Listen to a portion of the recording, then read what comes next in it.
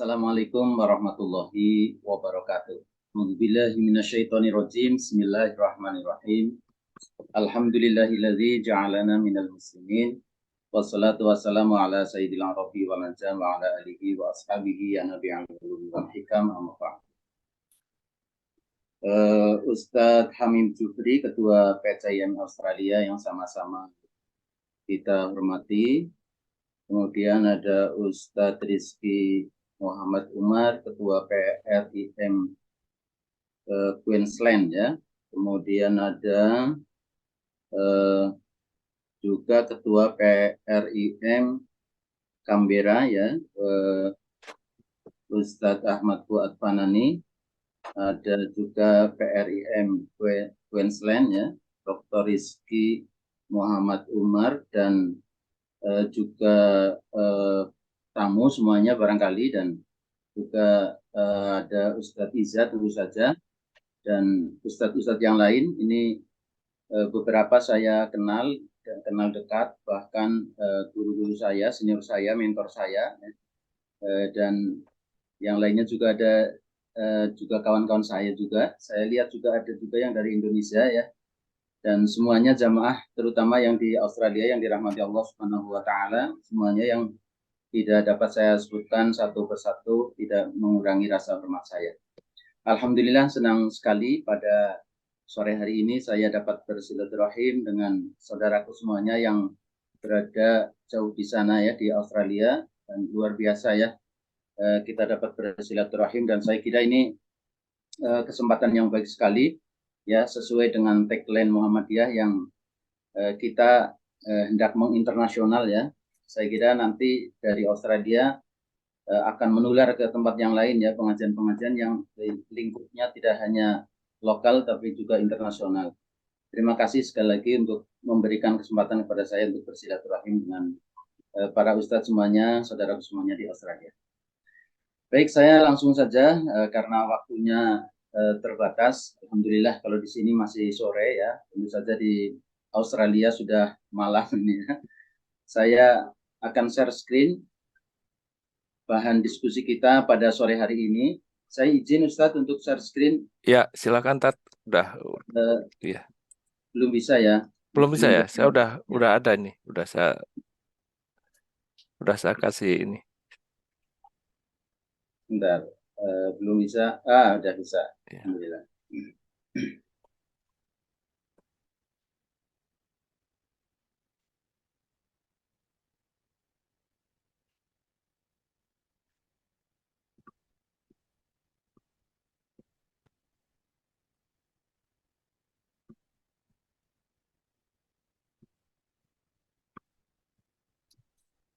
Baik ya, teman-teman sekalian yang dirahmati Allah Subhanahu wa Ta'ala, tema yang diberikan kepada saya sore hari ini luar biasa ya. Ini hakikat pentingnya hidup berjamaah.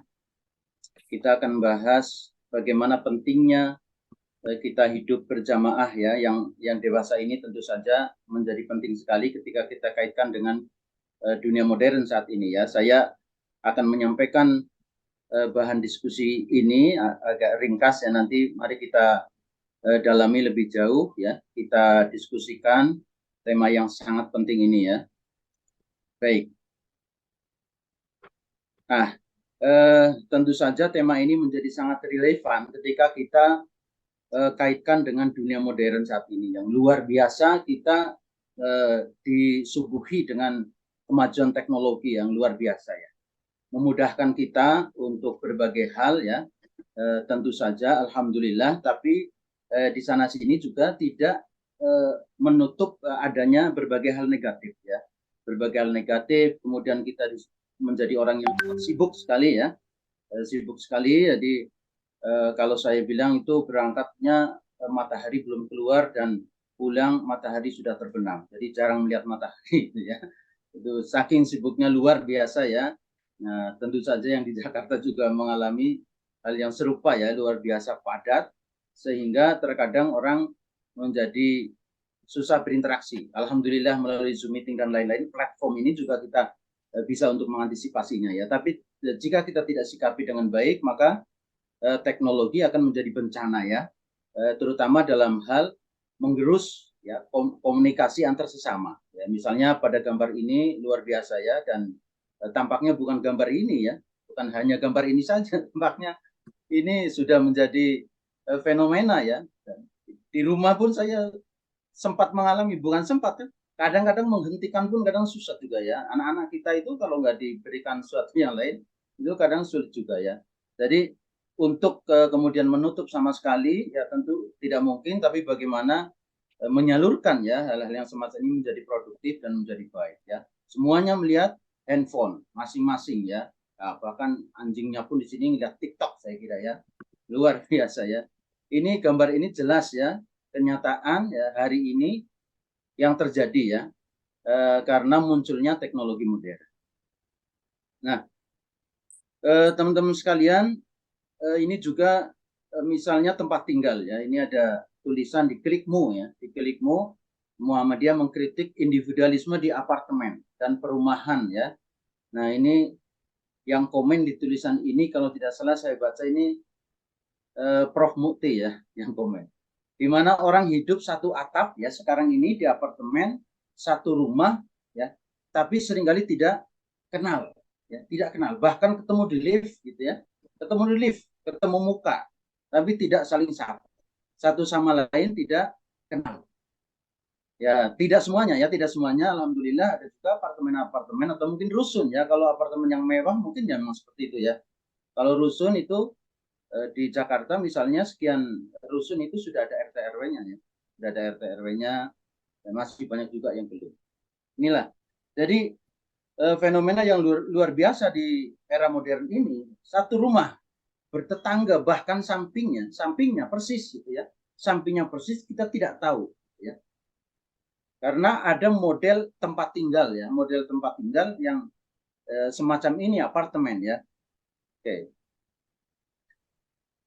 Kemudian juga perumahan mewah misalnya ya, antara lain perumahan mewah juga seringkali mengalami seperti itu. Tentu juga tidak semuanya ya, tapi di beberapa kasus atau mungkin juga kebanyakan gitu ya, mereka tidak kenal juga satu sama lain.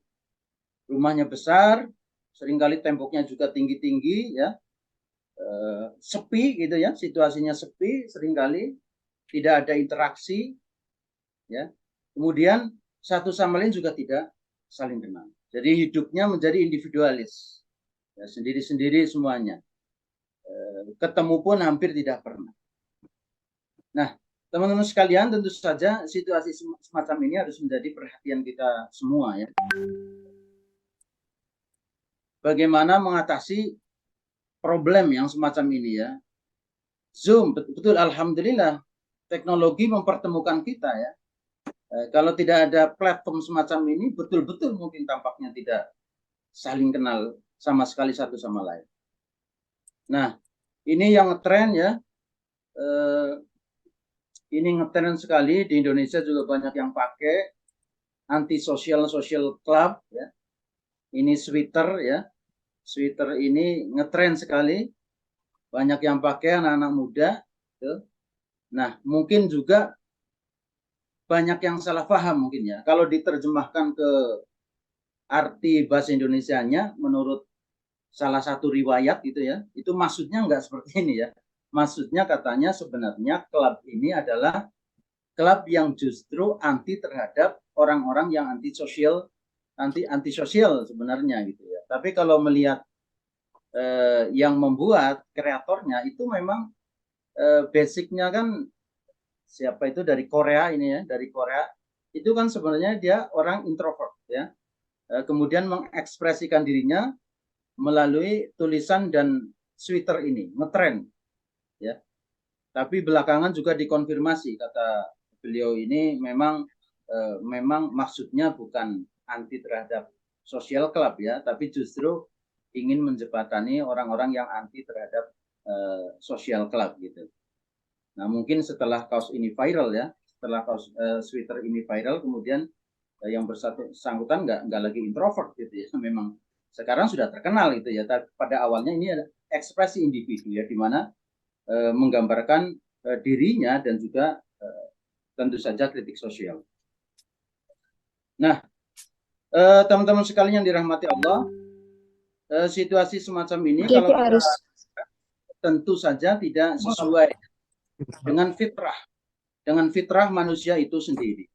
Nah, banyak sekali di dalam Al-Quran maupun Al-Hadis ya ayat-ayat yang kemudian menyuruh kita untuk kemudian berinteraksi satu sama lain.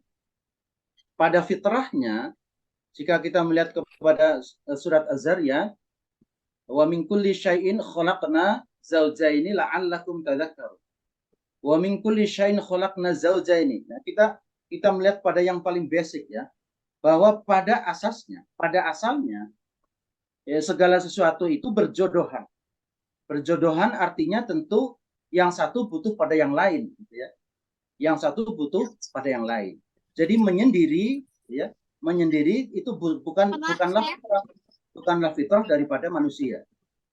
Jadi menyendiri itu bukanlah fitrah manusia. Itu pasti tidak tepat, ya.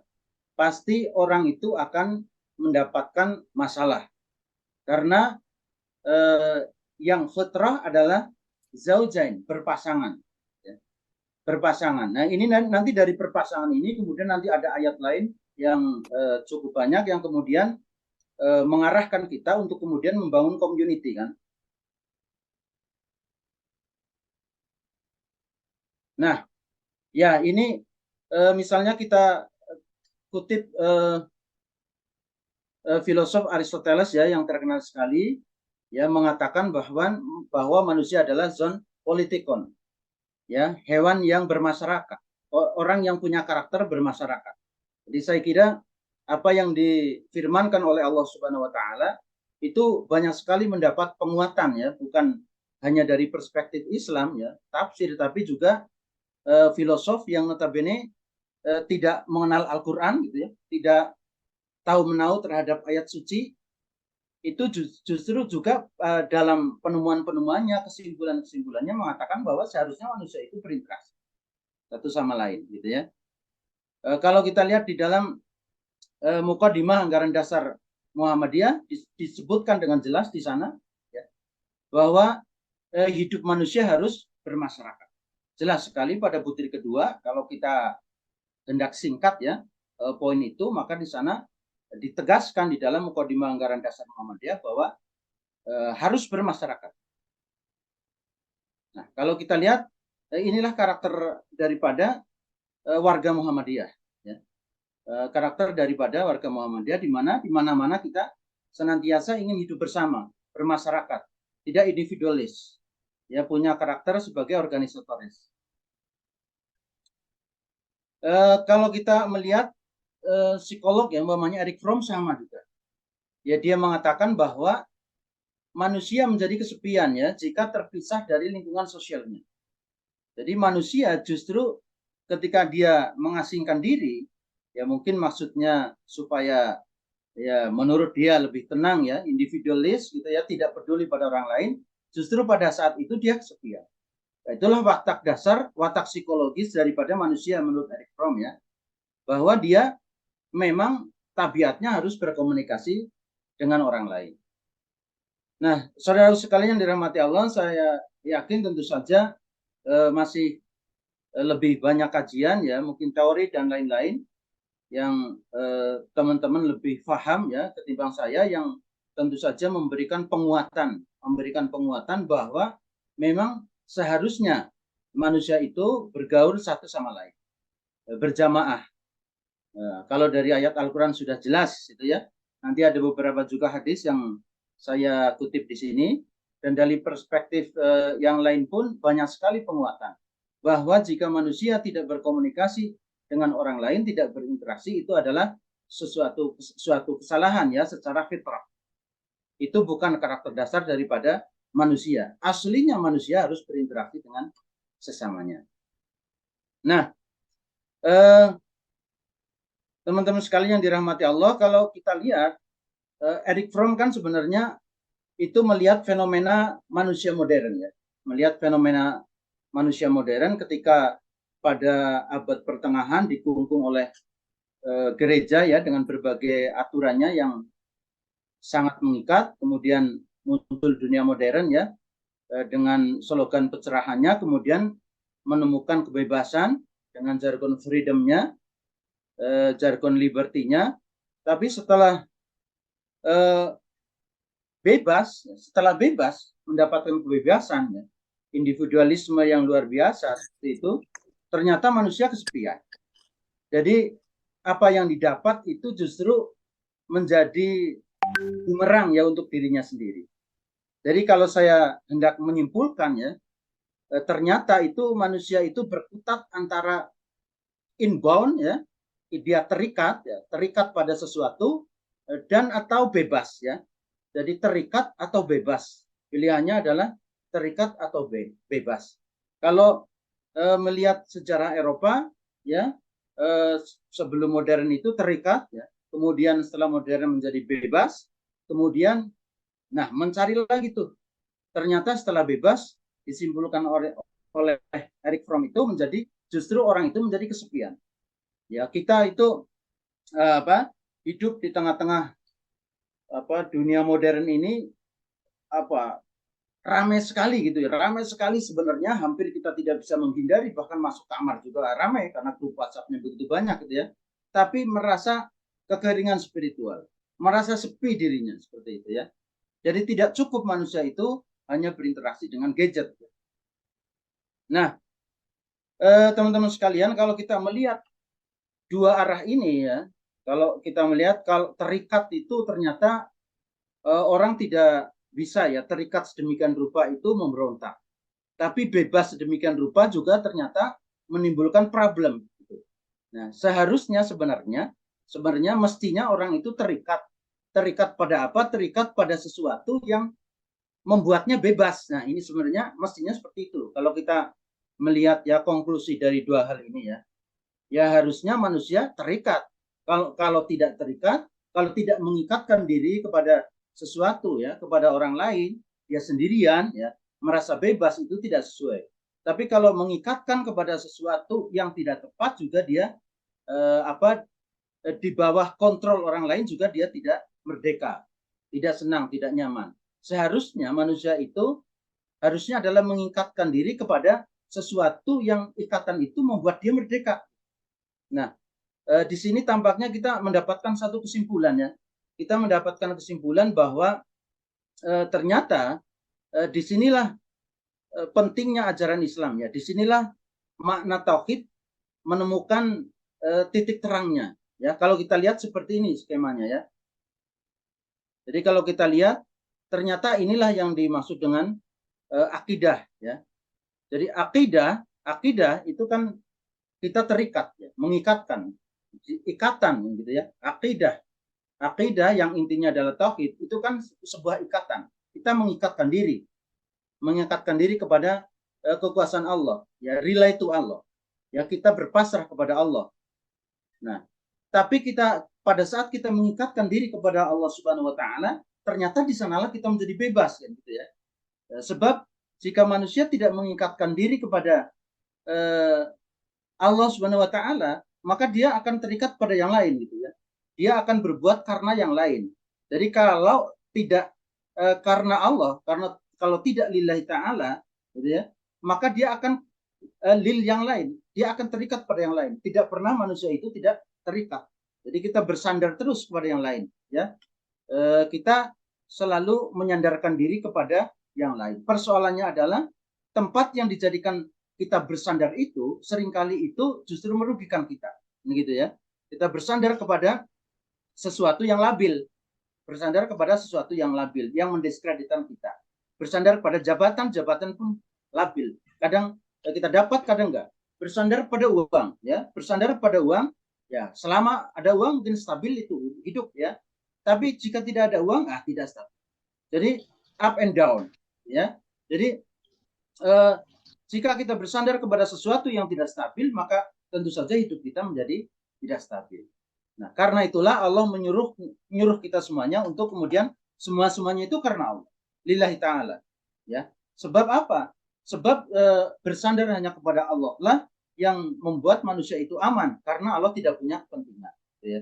Jadi lillahi ta'ala, bersandar kepada Allah Subhanahu wa taala sebenarnya bukan kepentingan kita ya, tapi kepentingan manusia. Artinya Allah sebenarnya seperti dalam tanda kutip mendedikasikan zatnya, dirinya untuk manusia, untuk mengunci pada kepentingan-kepentingan tempat bersandar yang lain, supaya hanya kepada Allah dan bergantung, ya, mendekat kepada Allah. Jadi tidak sebagai dirinya manusia antroposentris, individualis, gitu ya, tapi kemudian harus bergantung. Konsepnya manusia itu harus bergantung kepada yang lain, harus berkomunikasi, gitu ya. Ini kan genuinnya, ya, genuinnya. Ini karakter dasarnya ini. Jadi karakter dasarnya sesungguhnya adalah manusia itu harus berkomunikasi, menempel pada yang lain, tidak bisa sendirian, kan gitu. Tidak bisa sendirian. Persoalannya adalah menempel kepada apakah, gitu kan, gitu ya. Kalau kita terikat kepada sesuatu yang lain yang kemudian bukan Allah, gitu ya, maka itu akan merugikan kita. Nah, karena itulah disinilah kita mengetahui bahwa memang kesimpulannya harus orang itu terikat.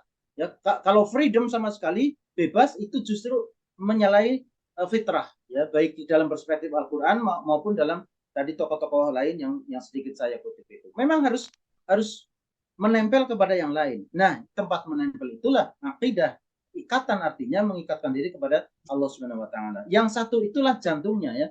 Kalau kita buat lingkaran seperti ini kira-kira, ya. Ya, di tengah itulah intinya. Ya. Inilah power semesta alamnya, ya. Jadi inilah super powernya. Kita harus ngecas ke sini gitu. Harus bergantung kepada di sini dan fokus pada satu titik, kan gitu. Fokus kepada satu titik. Sebab kalau tidak fokus pada satu titik ini akan confuse, akan lebih banyak lagi yang akan kemudian mengganggu kita, gitu ya. Jadi sebenarnya tauhid itu kan sebenarnya kan jalan-jalan untuk menyederhanakan hidup kita, ya, karena dari banyak menjadi satu, ya. Dari banyak menjadi satu titik. Jadi one for everything, kan kira-kira begitu, ya. Jadi dari sinilah konsepnya kita mengikatkan diri. Nah, teman-teman sekalian, kita di sini menyimpulkan, ya, satu hal, bahwa kita harus mengikatkan kepada bahwa manusia itu fitrahnya harus terikat, harus berkomunikasi harus menempel pada sesuatu yang lain, ya kan? Sebab kalau dia kemudian menyendiri, ya, merasa semuanya di dirinya yang bisa, ya kan, gitu ya, dirinya yang bisa, tidak butuh pada yang lain, itu kekeliruan, jelas kekeliruan dari segala perspektif. Maka dia harus menempel, tapi menempel pada apa? Dia berkomunikasi pada apa, berhubungan pada apa, pada asasnya berkomunikasi pada yang satu ini, gitu. Karena dari yang satu inilah kita akan terbebas dari yang lain, gitu. Jadi semuanya area kehidupan ini yang besar itu harus tempelkan pada yang satu ini, ya, in genuine seperti itu, ya. Baik. Nah, teman-teman sekalian, kalau kita pikir-pikir, ya, ini, nah, inilah menurut saya, ya, pada saat saya menulis disertasi, setelah saya pikir-pikir itu, saya mendapatkan kesimpulan bahwa, ya, kita satu sama lain itu tidak bisa independen, tapi interdependensi, gitu ya. Kita satu sama lain itu saling bergantung. Itulah konsep manusia. Itu satu sama lain saling membutuhkan. Zon politikon itu tadi, ya. Zon politikon itu tadi. Jadi satu sama lain itu saling membutuhkan. Saling harus berinteraksi, tidak bisa hidup sendiri. Dan kalau menyendiri itu tidak sesuai, kesepian, ya, merana, ya, galau dan seterusnya, tidak sesuai secara konseptual, gitu ya, dan menjadi problem sosial, gitu, maka dia harus berinteraksi kepada orang lain. Nah, jadi kehidupan ini diatur secara satu sama lain saling bergantung, saling membutuhkan, gitu. Bukan satu sama lain sama independen. Maka konsepnya kalau dalam Al-Quran itu al-azwaj, gitu ya, bukan egois individualis, gitu ya. Sesuatu itu dalam paradigma Islam itu tidak diukur dari satuan-satuan, gitu ya. Tidak diukur dari satuan-satuan, jadi diukur dari keberjodohan, kan, gitu ya. Harus dinilai paket, gitu. Jadi itu adalah karya bersama. Tugasnya satu khalifah, tapi di dalam menjalankan tugasnya itu harus dinilai berpaket-paket. Nah, oke, ya. Teman-teman sekalian, kalau kita perhatikan di dalam ayat-ayat Al-Quran itu yang berkait dengan al-azwaj, nah, ini kita lagi ambil yang pokoknya, ya. Pokoknya tauhid itu adalah tempat kita bergantung, dalam arti kita nggak bisa sendiri, ya. Kita dan Allah. Kalau kita luaskan kepada manusia itu, kita bisa menemukan pada relasi antara suami istri.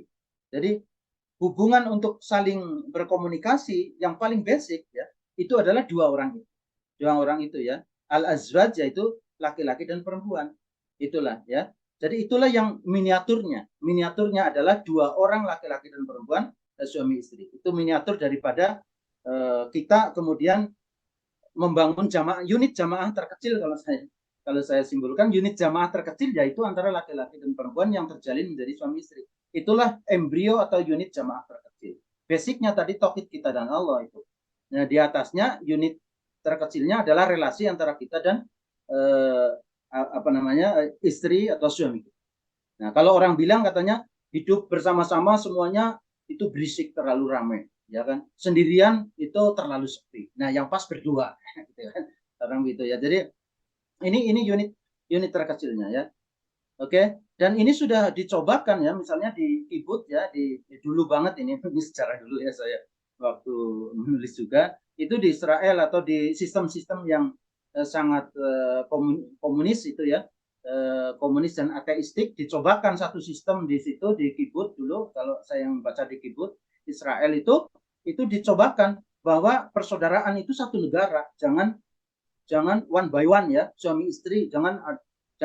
Jadi menurut teori ini ya, saya teman-teman juga saya lebih paham. Jadi bahwa hidup itu harusnya jangan kayak kita itu kan suami istri ya, namanya orang biasanya menyebut keluarga nuklir. Nanti ada saudara kandung, saudara tiri, saudara non kandung dan seterusnya berlevel-level. Kenapa? Karena kita bersuamikan satu istri. Bagaimana kalau satu negara itu jadi satu kan gitu? Semua suami adalah suami kita, semua istri adalah istri kita, semua kakak-kakak kita, semua adik-adik kita. Ideal. Idealnya apa? Karena semua akan menjadi saudara.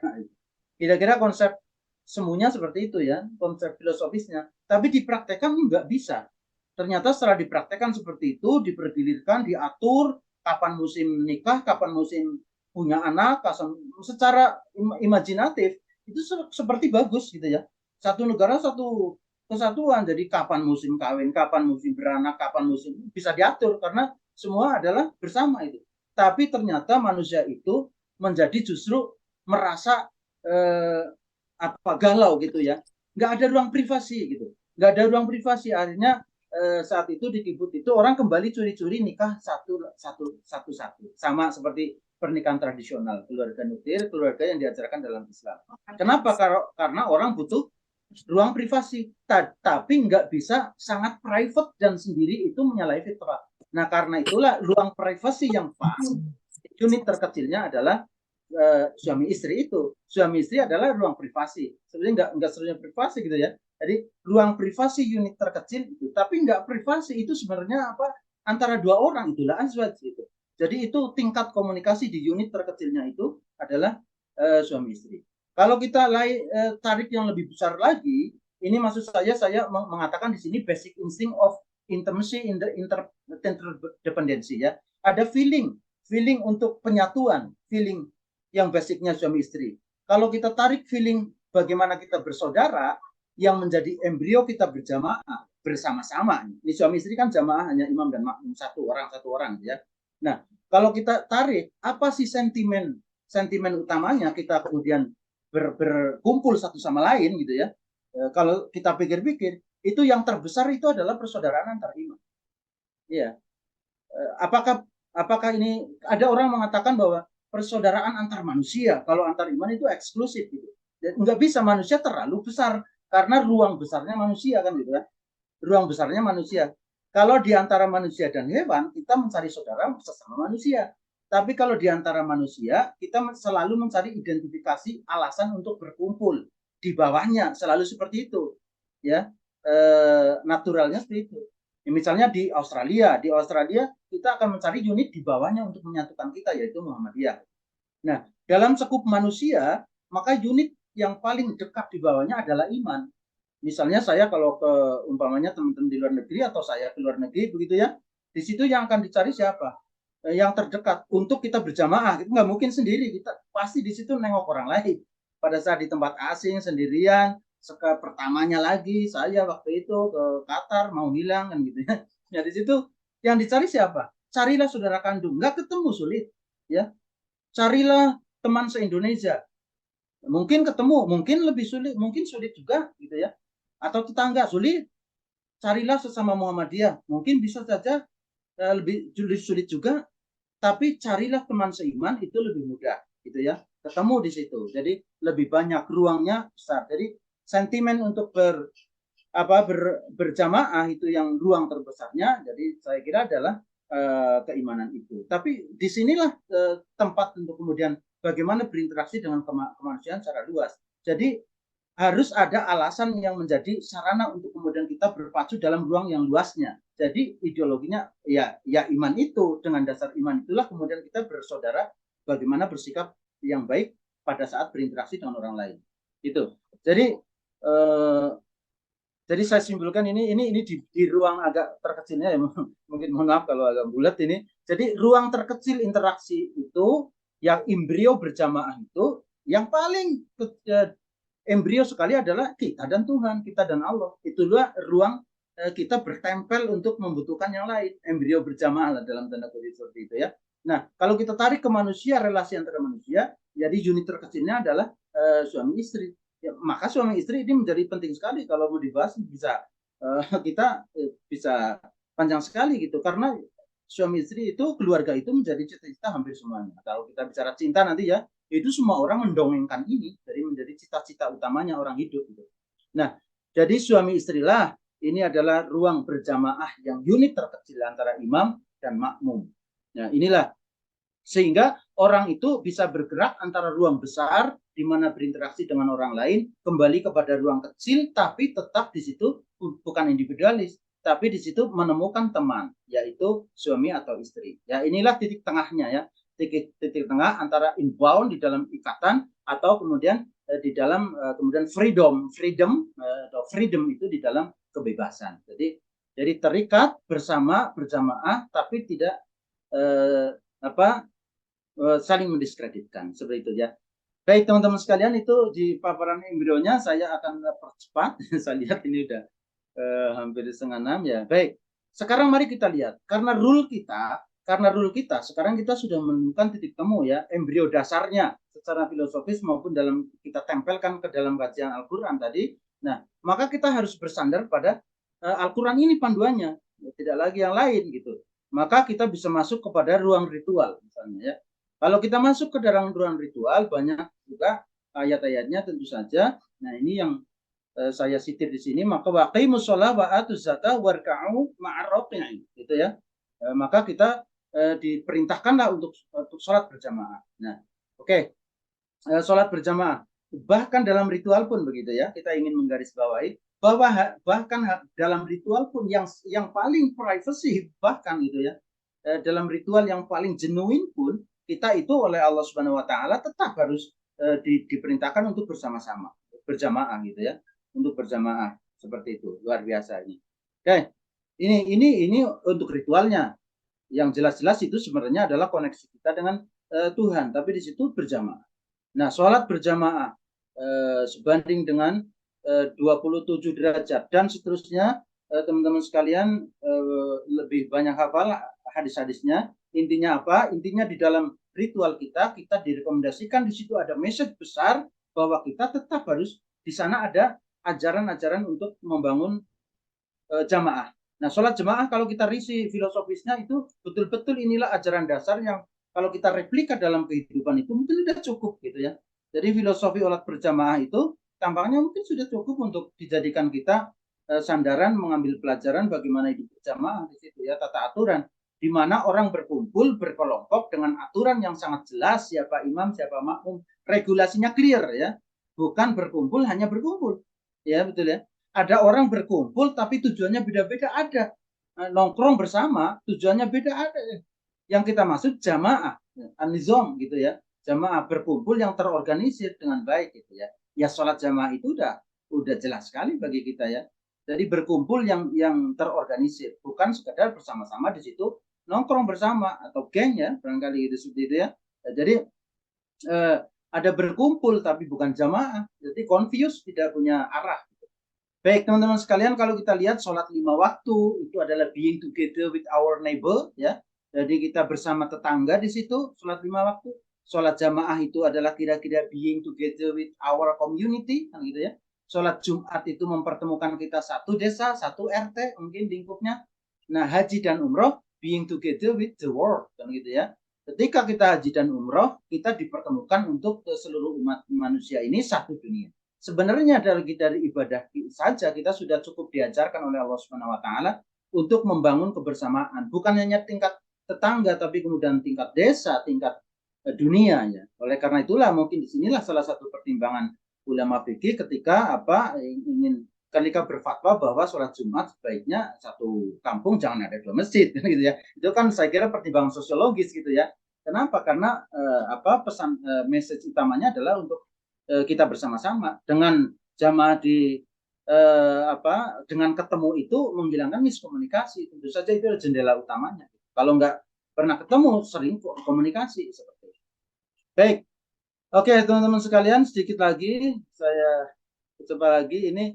Oke, kita mau masuk ke ruang sosial. Ruang sosial juga sama dibawa di dalam hadis-hadis dan ayat-ayat itu jelas sekali ya. Masalul mu'mini fi tawadihim wa tarohmihim wa ta'atufihim dan seterusnya ini itu kita seperti satu jasad. Digambarkan oleh Rasulullah SAW itu seperti satu badan. Seperti satu badan ketika satu sakit, yang lainnya ikut sakit gitu ya. Penggambaran yang sangat dalam sekali ya kalau kita pikir-pikir ya.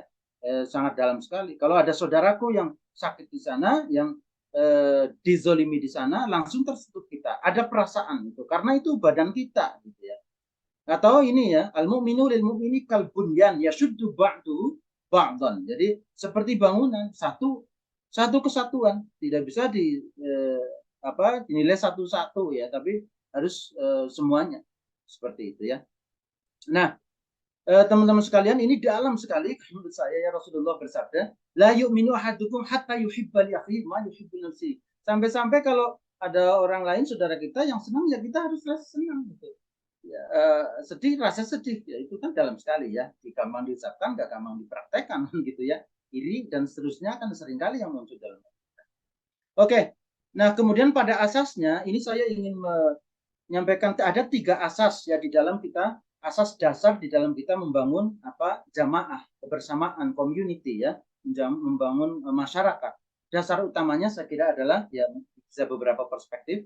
Menurut hemat saya dasar utamanya adalah ini. Sebentar.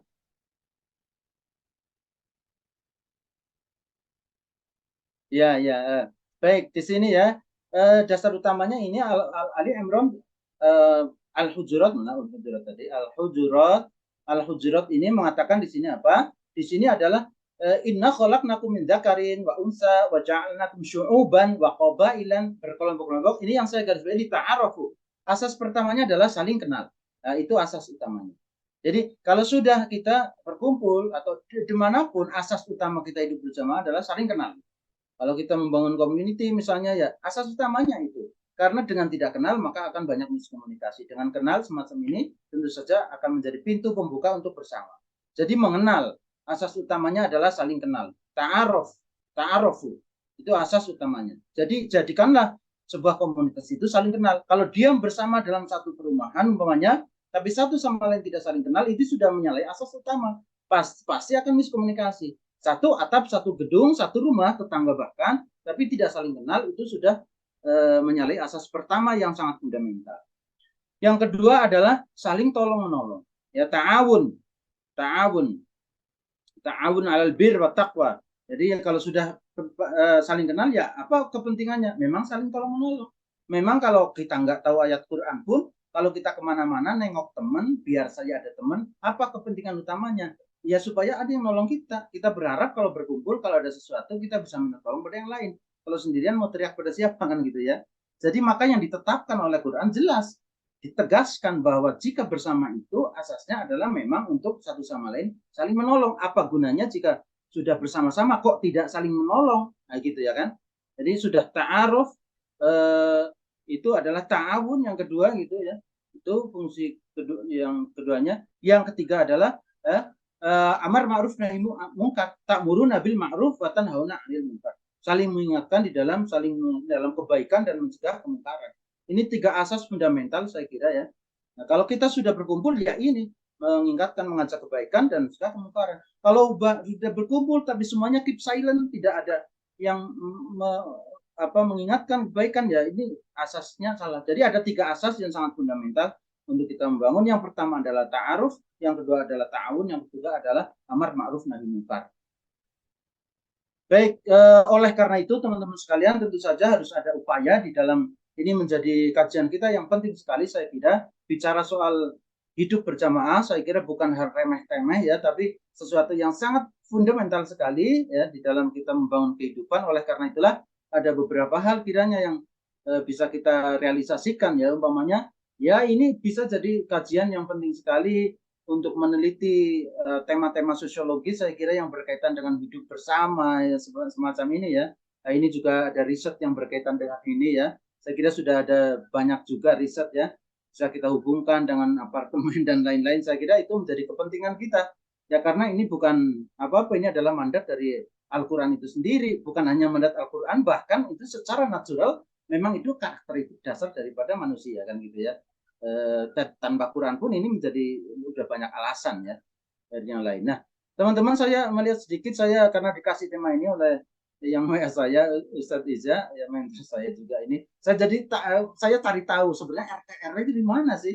Oh, ternyata luar biasa. Saya kagum ya sama kita dinamakan RT RW. Kok namanya RT ya? Rukun tetangga ya. Jadi apa neighbor brotherhood gitu ya. Itu luar biasa. Rukun tetangga, bukan distrik, bukan apa, tapi rukun tetangga, rukun warga, rukun ya, be kind with your neighbor gitu ya. Nah ini adalah keren ya, menurut saya RT RW ini filosofi yang dalam. Nah tapi mungkin sekarang ini kehilangan maknanya ya. Kalau kita bikinkan, kita gelorakan kembali, saya kira menarik ini. Filosofi RT RW saya kira dalam sekali ya. Tapi saya lihat di sini menariknya itu justru dari Jepang ya teman-teman dulu ini. Boleh kita dalami lagi mungkin ya. Ini ternyata dulu Jepang punya ini yang merumuskan RT RW. Jadi unit terkecil kita untuk kita membangun jamaah sebenarnya secara sosiologis itu asasnya udah bagus ya. Rukun tetangga itu keren banget menurut saya ya. Rukun tetangga, rukun warga harus rukun kan gitu. Bagaimana nggak kenal, bagaimana nggak saling tolong, namanya juga rukun. Jadi mestinya yang harus dibangun ya terutama kerukunan itu gitu. Bukan hanya unit politik yang pragmatis gitu. Nah, teman-teman sekalian, yang dilakukan oleh Rasulullah SAW dalam mengupayakan jamaah ketika mempersaudarakan Muhajirin dan Ansor itu keren banget menurut saya, sangat keren. Ya, itu brilian sekali di zaman itu ya, di zaman itu bayangkan di zaman itu ketika pindah di satu tempat Rasulullah, kemudian hal pertama yang Rasulullah lakukan adalah bagaimana nggak ada miskomunikasi antara pendatang dan yang datang. Bayangkan sekarang itu kita lihatlah di perumahan-perumahan itu. Saya misalnya ya kasus jelas di perumahan baru itu sering diisengin juga. Kenapa? Karena kita sebagai muhajirin itu belum kenal sama ansor, nggak menjadi ansor malah menjadi pengganggu gitu ya. Ini yang diletakkan ini adalah apa treatment sosiologis oleh Rasulullah yang kerennya minta ampun menurut saya ya. Ketika Rasulullah mensaudarakan muhajirin dan ansor itu upaya yang betul-betul brilian ya, keren banget gitu ya, sehingga ketika ada warga pendatang itu langsung bukan hanya kenal, bukan hanya ta'aruf, menjadi saudara ya, luar biasa ya. Ya itu tadi ikatan besarnya iman di sana, ikatan besarnya iman. Jadi kalau dipersaudarakan, oh kalian bersaudara ya, kenapa? Karena sesama manusia. Nah itu sulit orang menerima karena sentimennya nggak ada, ruangnya terlalu besar gitu. Jadi harus ada sentimen ideologis ya, dalam tanda kutip positif gitu ya. Ini upaya yang keren sekali dan tentu saja kalau kita replika ya harusnya bagus sekali. Nah ini juga sekarang saya melihat ada tipe-tipe perumahan mewah yang oleh developernya dibuat berpasang dua rumah itu mungkin keren juga ya, karena dimaksudkan mungkin kalau satu gang terlalu luas orang jadi confused, dipasang dua supaya mereka ya itu saudara kandungnya Muhajirin dan Ansor. Itu mungkin nggak tahu paradigma developernya ya, mungkin ini developer juga harus punya paradigma hakikat berjamaah ini gitu ya. Itu sehingga pada saat membangun perumahan, nama perumahannya, desain rumahnya itu sudah mengarahkan kepada bagaimana society-nya di situ ada lingkungan yang kondusif untuk hidup bersama gitu ya. Nah, ini ada yang dipasangkan begini kan perumahan mewah itu. Dua-dua mestinya kalau udah ada begini malu dong kalau nggak kenal sama tetangganya yang hanya satu yang paling dekat gitu ya. Saya kira desain ini bagus ya. Saya nggak tahu tujuan mulanya ya, tapi kalau kita tinjau dari berjamaah ini bagus. Nah apartemen juga saya kira harus ada. Kalau di Singapura saya dengar udah pendatanya bagus ya. Di Indonesia juga saya lihat di beberapa data sudah ada yang model seperti itu ya. Mungkin terutama rumah susun, kalau apartemen saya nggak tahu ya. Ya tentu di sana harus dibuat community. Bagaimana mungkin satu atap nggak saling kenal gitu. Ada ruang interaksi sosial dan lain-lain sehingga tidak ironis pada tinggal satu rumah nggak ada pernah bertemu, itu kan ironis yang menjadi problem kan seperti itu ya. Nah, oke teman-teman sekalian, terima kasih. Itu yang bisa saya sampaikan. Saya kembalikan lagi kepada Ustadz moderator. Enggak, Ustadz.